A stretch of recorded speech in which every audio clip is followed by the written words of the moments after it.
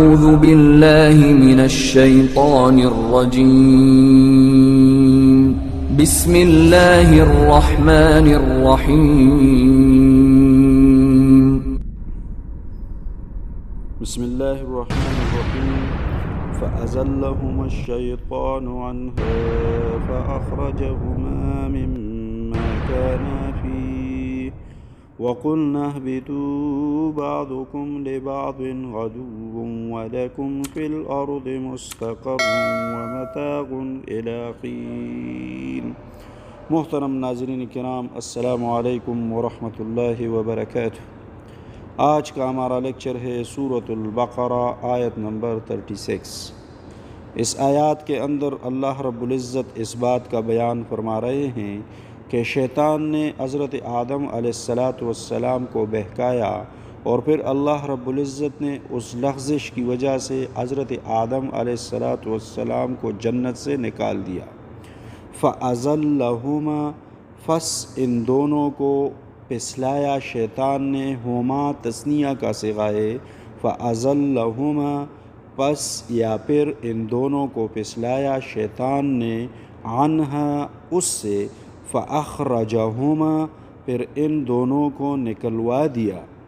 یہ ہما لفظ جو عربی میں آتا ہے، قرآن میں جہاں بھی آتا ہے، جس طرح ادھر ہے فَأَزَلَّهُمَا اور فَأَخْرَجَهُمَا، تو یہ تثنیے کے لیے استعمال ہوتا ہے، دو بندوں کے لیے استعمال ہوتا ہے کہ شیطان نے ان دونوں کو وسوسہ ڈالا اور ان کو نکالا، مما اس میں سے، کانا فی جہاں وہ رہتے تھے، جہاں وہ تھے، یعنی شیطان نے ان کو بہکایا، پسلایا، تو اللہ رب العزت نے حضرت آدم علیہ السلام کو جنت سے نکال دیا اور دنیا میں بھیج دیا۔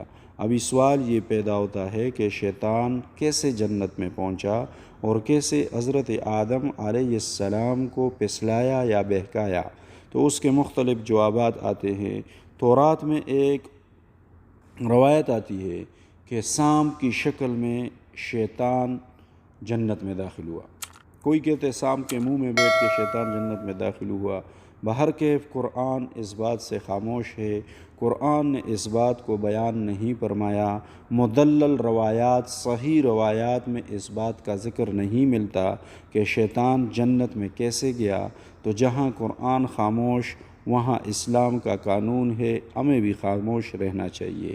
بہرکیف شیطان نے اگر باہر سے وسوسہ ڈالا ہو تو یہ بھی ہو سکتا ہے، اس لیے کہ شیطان انسان کے ذہن اور دل پر مسلط ہے، وہ کسی بھی چیز کو انسان کے ذہن میں اور دل میں خوبصورت بنا کے پیش کرتا ہے اور اسی طرح اس کو پسلا دیتا ہے، بہکا دیتا ہے۔ تو ان دونوں کو بھی شیطان نے فَأَزَلَّهُمَا الشَّيْطَانُ، پس ان دونوں کو شیطان نے پسلا دیا، عنہا اس سے، فَأَخْرَجَهُمَا، پھر انہیں نکلوا دیا، مما کانا فی، جہاں وہ رہتے تھے، یعنی جس جنت میں آدم علیہ السلام اور حضرت حوا علیہ السلام رہتے تھے، شیطان نے ان کو بہکا دیا۔ اللہ رب العزت نے منع فرمایا تھا کہ آپ نے اس درخت کے نزدیک بھی نہیں جانا، کانا تو دور کی بات ہے، لیکن حضرت آدم علیہ السلام سے لغزش ہوئی، آدم علیہ السلام کو شیطان نے وسوسے ڈال کے، اور یہ جو فَأَزَلَّهُمَا ہے یہ ازلال سے نکلا ہے، اور ازلال عربی زبان میں لغزش کو کہتے ہیں، چھوٹی سی غلطی کو کہتے ہیں۔ تو آدم علیہ السلام سے لغزش ہوئی، شیطان نے ان کو بہکایا، فَأَخْرَجَهُمَا، پس انہیں نکلوا دیا، مما وہاں سے، کانا فی جس میں وہ تھے یا جہاں وہ تھے، وَقُلْنَا اور ہم نے کہا، اللہ رب العزت نے حکم دیا، اہبطوا اتر جاؤ، اہبطوا اتر جاؤ۔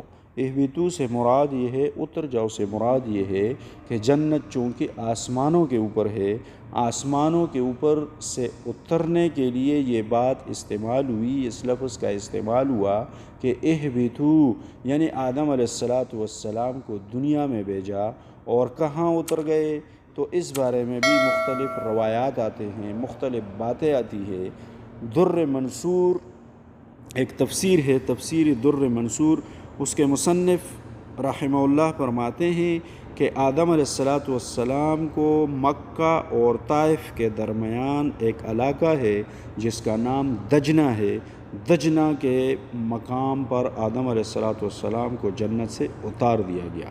لیکن تفسیر روح المعانی میں مصنف روح المعانی رحمہ اللہ فرماتے ہیں کہ آدم علیہ السلام کو سری لنکا میں اتار دیا گیا۔ سری لنکا میں ایک پہاڑ ہے جس کا نام بوز ہے۔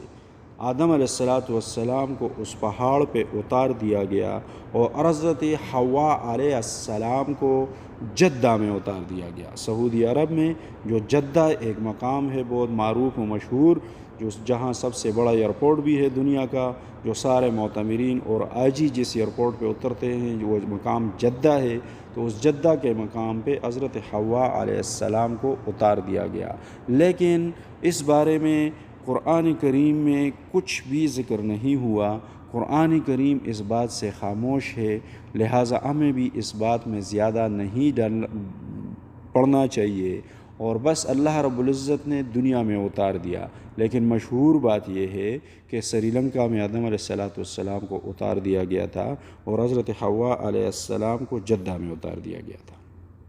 وقلنا، اور کہا ہم نے، اہبتوا، اتر جاؤ، بعضکم، تم میں سے بعض، لبعض، بعض کے لیے، عدو، دشمن ہوں گے۔ اللہ رب العزت نے فرمایا کہ جنت سے اتر جاؤ۔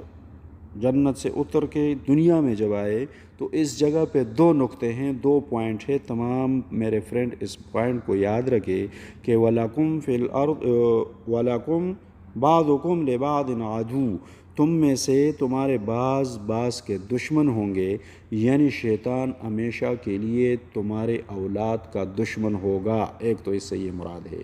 دوسرا مراد یہ ہے کہ دنیا میں انسان ایک دوسرے کے دشمن ہوں گے، جس طرح آج کل دنیا میں نظام چل رہا ہے، بھائی بھائی سے نفرت کر رہا ہے، بیٹا باپ سے نفرت کر رہا ہے، باپ جو ہے نا بیٹے کی نافرمانی سے پریشان ہے۔ تو اللہ رب العزت نے فرمایا کہ دنیا میں جاؤ اور دنیا میں تم لوگ بعض کے بعض دشمن ہوں گے۔ تو اللہ رب العزت نے جو فرمایا ہے اس میں کوئی شک نہیں ہے، وہ سچ بات ہے۔ اور ساتھ ہی اللہ رب العزت نے فرمایا وَلَكُمْ، اور تمہارے لیے، فِي الْأَرْضِ، زمین میں، مُسْتَقَرٌّ، ٹھکانہ ہے، وَمَتَاعٌ، اور سامان ہے، إِلَىٰ حِينٍ، کچھ عرصے تک، یعنی کچھ عرصے کے لیے تم دنیا میں چلے جاؤ۔ آج بھی ہم دنیا میں آتے ہیں تو اللہ رب العزت نے فرمایا مستقر، مختصر ٹھکانہ ہے، ومتاع، اور سامان ہے دنیا میں۔ سامان کس کو کہتے ہیں؟ ہم سفر پہ جاتے تو کہتے ہیں اپنے ساتھ سامان اٹھا لو، یعنی پکا نہیں جا رہا ہوں، سفر پہ جا رہا ہوں۔ تو تمام انسان دنیا میں مسافر ہے، سفر پہ ہے۔ تو اللہ رب العزت نے بھی فرمایا وَلَكُمْ، اور تمہارے لیے، فِي الْأَرْضِ، زمین میں، مستقر، مختصر ٹھکانہ ہے، وَمَتَاعٌ، اور سامان ہے، إِلَىٰ حِينٍ، کچھ وقت تک۔ محترم ناظرین کرام، میں اس چینل سے قرآن کریم کا ترجمہ شائع کرتا ہوں۔ آپ تمام بھائیوں سے درخواست ہے کہ میرے چینل کو سبسکرائب کیجئے اور اس کو غور سے سنا کریں تاکہ آپ کو قرآن کی سمجھ آ جائے۔